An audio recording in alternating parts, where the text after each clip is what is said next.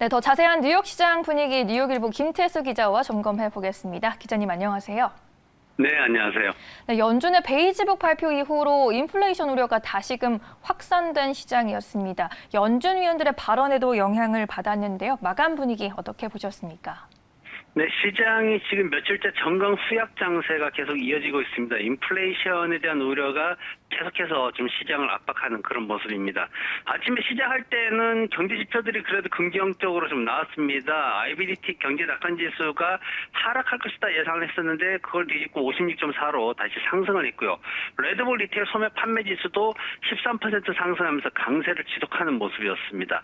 모기지 시장에서 높은 가격과 낮은 재고로 인해 가지고 주택 열기가 좀 식고 있다라는 얘기가 있었는데 지금 모기지 신청 규모가 전주 비교해서 마이너스 4% 줄어들었죠. 하지만 여전히 통상적인 범위에서 계속 높은 수준에서 잘 유지하고 있기 때문에 시장에 큰 영향을 미치지는 않았습니다. 오늘 11시에 에반스와 하커 총재가 연설을 했고요. 1시에 보스틱 총재가 연설을 했습니다. 여기에서 이제 그 하커 총재죠.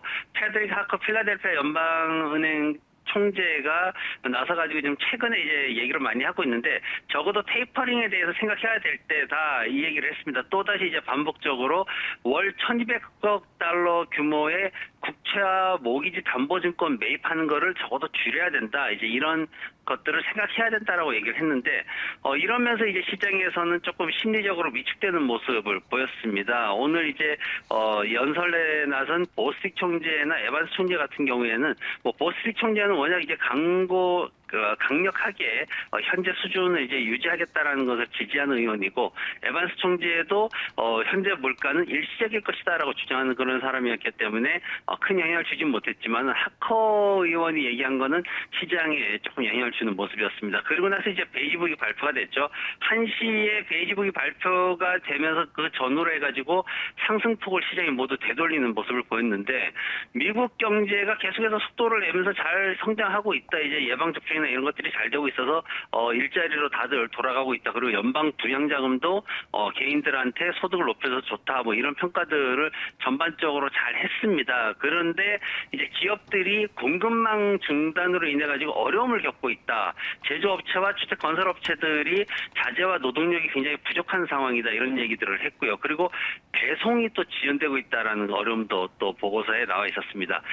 시장에서 이제 전반적으로 이런 것들이 비즈니스 그러니까 기업 측면에서의 어떤 비용 부담을 기업들이 소비자들에게 이제 가격 상승을 통해서 전가시킴으로써 시장의 물가가 더 빠르게 올라가고 있다. 이렇게 이제 평가를 내리게 됐던 거고요.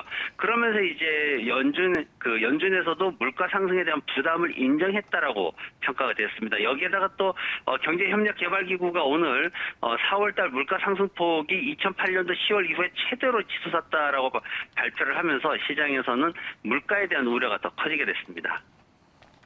네, 이번엔 업종별, 종목별 분위기도 체크해 보겠습니다.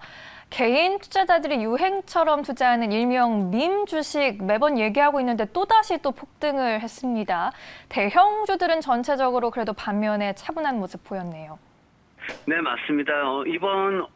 지금 그 밈 주식들이 굉장히 또 인터넷에서 또 강한 흐름들을 보여주고 있는데 여기에 여러 가지 하나 둘 또 들어오는 새로운 주식들이 있는데 전체적으로 보면은 금강이나 건축 자동차 산업들이 오늘 마이너스 2에서 3%대의 하락세를 보였고요. 대체 에너지나 건축 재료, 주택 내구재 같이 이번 주에 조금 상승을 보이던 산업들이 수익 실현을 통해 가지고 하락세를 보이는 모습이었습니다. 에너지 장비 산업이 오늘 5.6%나 상승을 했습니다. 중소형주들이 굉장히 많은 섹터죠. 지금 그 투자자들이 중소형주들을 중심으로 많이 움직이고 있는데 최근 유가 상승과 더불어 가지고 수익성이 빠르게 개선될 것이다라는 희망이 크게 존재하고 있습니다.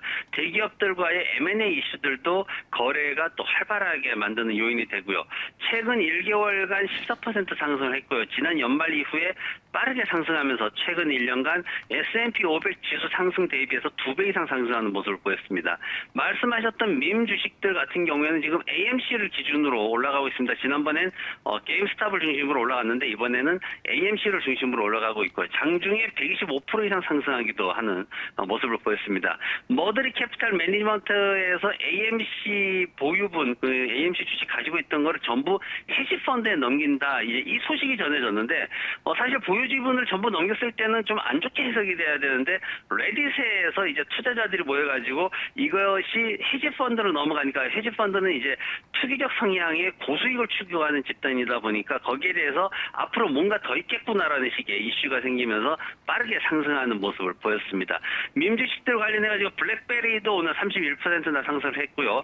베드베스 비욘드가 또 올라와가지고 62%나 급증하는 모습을 보였습니다.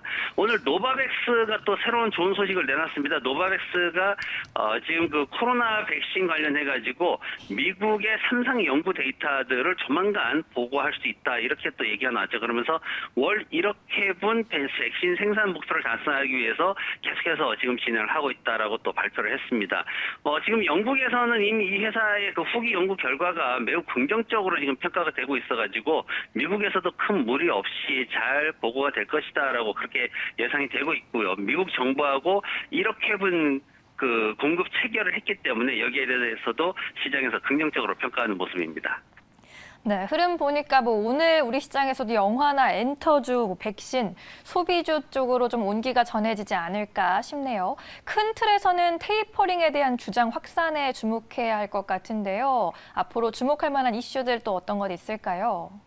네, 이제 내일도 지금 그 연준 의원들이 연설을 하는데 지금 시장에서는 연준 의원들의 테이퍼링 주장이 확산되고 있는 것에 대해 가지고 좀 많이 관심을 보이는 그런 상황입니다. 최근에 이제 필라델피아 하커 의원도 또 계속해서 얘기가 나오고 있는데 내일도 또 발표를 합니다. 역시 뭐 연설에서는 현 정책에 대해서 좀 축소를 주장할 것으로 예상이 되고 있고 그리고 연준의 부의장인 콜스도 지금 발표를 앞두고 있는데 기존에는 인플레이션에 대항할 도구가 충분히 있다. 그런데 현 수준은 그걸 사용할 정도의 단계는 아니다라는 입장이었는데 최근에 재정 정책의 사용을 좀 고려해야 되는 거 아니냐 이런 얘기들을 좀 하고 있는 것으로 알려지고 있습니다. 그래서 지금 대표적으로 댈러스의 카플란 총재하고 필라델피아의 하커 총재 그리고 지금 그 말씀드렸던 콜스 총재가 대표적으로 테이퍼링을 지지하는 쪽에 속하면서 시장에서는 이 부분이 좀 더 확산되는 게 아니냐 하는 그런 우려를 계속해서